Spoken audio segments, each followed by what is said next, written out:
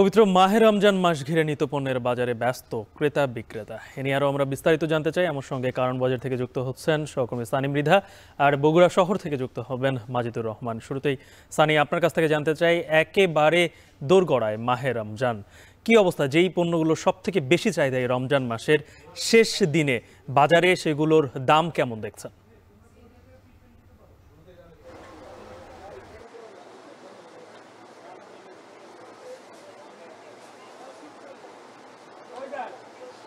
গালিব, আপনি তো বলেই দিয়েছেন যে একেবারে দোরগোড়ায় মাহে রমজান, অর্থাৎ পবিত্র মাহে রমজান আগামীকাল থেকে শুরু হচ্ছে। সেই উপলক্ষে কিন্তু আমরা আজকেও এসেও, যেহেতু একদিন আগে, আজকে শনিবার সরকারি ছুটির দিনে, প্রচুর ক্রেতাদের ভিড় আমরা এখানে দেখতে পাচ্ছি। এবং একই সাথে তারা কিন্তু তাদের যে নিত্যপণ্যের যে চাহিদা, যেসব পণ্যগুলো আসলে স্বাভাবিকভাবে রমজানে বেশি খাওয়া হয়, সেসব পণ্যের উপরে বেশি ঝোঁক দিচ্ছে। তবে সকলেরই একটাই অভিযোগ যে তেলের যে একটা সয়াবিন তেলের যে সংকট, সেটা কিন্তু কোনোভাবেই নিরসন করা যাচ্ছে না। অর্থাৎ তারা বিভিন্ন কয়েকটি দোকান ঘুরে তেলের সন্ধান পাচ্ছে।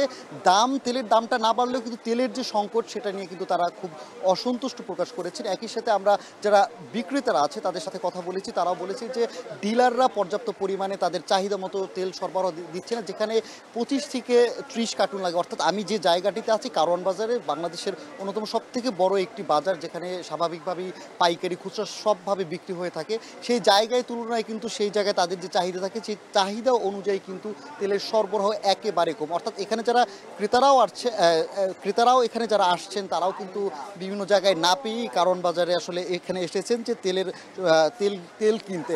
এর বাইরে কিন্তু বাকি সব যেসব পণ্য, ছোলা, বুট, চিনি, চিরা, এই পণ্যগুলোর দাম কিন্তু খুবই স্বাভাবিক আমাদেরকে তারা বলেছেন। অর্থাৎ চিনি যেগুলো কয়েক মাস আগেও কিন্তু ছিল 130 থেকে 40 টাকা, সেই চিনি কিন্তু বিক্রি হচ্ছে, সাদা চিনি যেটা, সেই চিনি বিক্রি হচ্ছে 120 টাকা থেকে 115 থেকে 120 টাকা, আর ছোলা বিক্রি হচ্ছে 100 থেকে 105 টাকা কেজি দরে।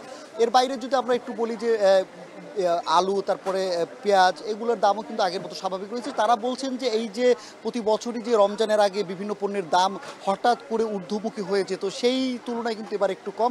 তবে বাণিজ্য উপদেষ্টা যে প্রতিশ্রুতি দিয়েছিলেন যে রোজার আগে তেলের বাজার স্বাভাবিক হবে, সরবরাহ স্বাভাবিক হবে, সেই তার প্রতিশ্রুতি অনুযায়ী কিন্তু সেই তেলের বাজারটা কিন্তু এখনও স্বাভাবিক হয় না। অর্থাৎ তেলের যে সংকট গত কয়েক মাস ধরে চলছে, সেটা কিন্তু এখনও চলছে।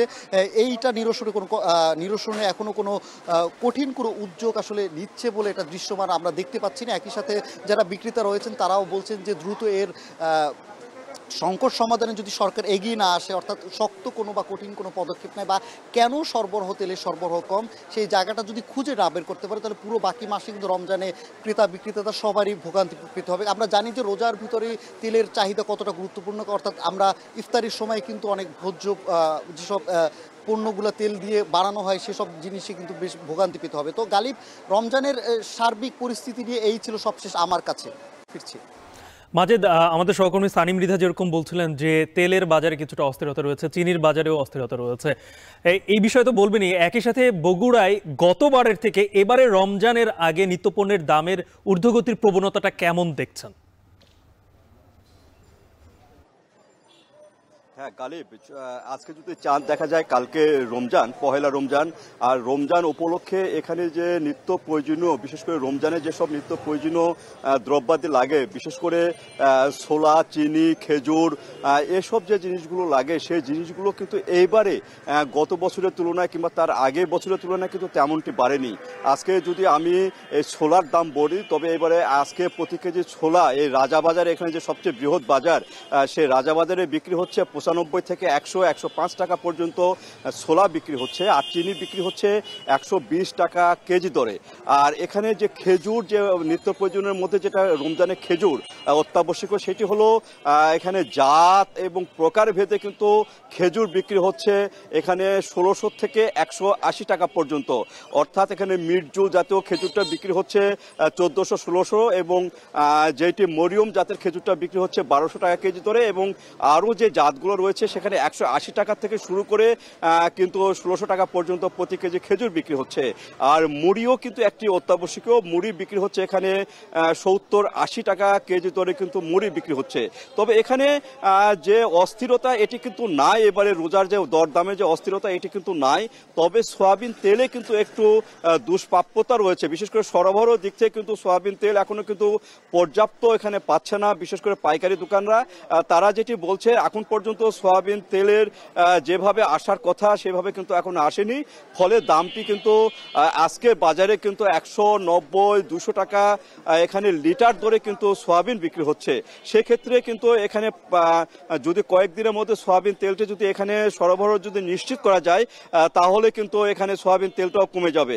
আর এখানে অস্থিরতা এবারে নাই, বরং গত কয়েক বছরের তুলনায় কিন্তু এবারে রমজানে অনেকটা স্থিতিশীল পর্যায়ে কিন্তু বিক্রি হচ্ছে। তাছাড়া পেঁয়াজের দামও কিন্তু কম, রসুনের দামও কম।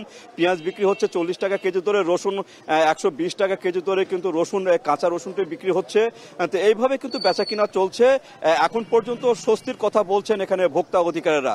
তো এই ছিল গালিব আমার কাছে বগুড়ার রাজাবাজার থেকে নিত্য প্রয়োজনীয় যে দ্রব্যাদি তার দাম দর সর্বশেষ।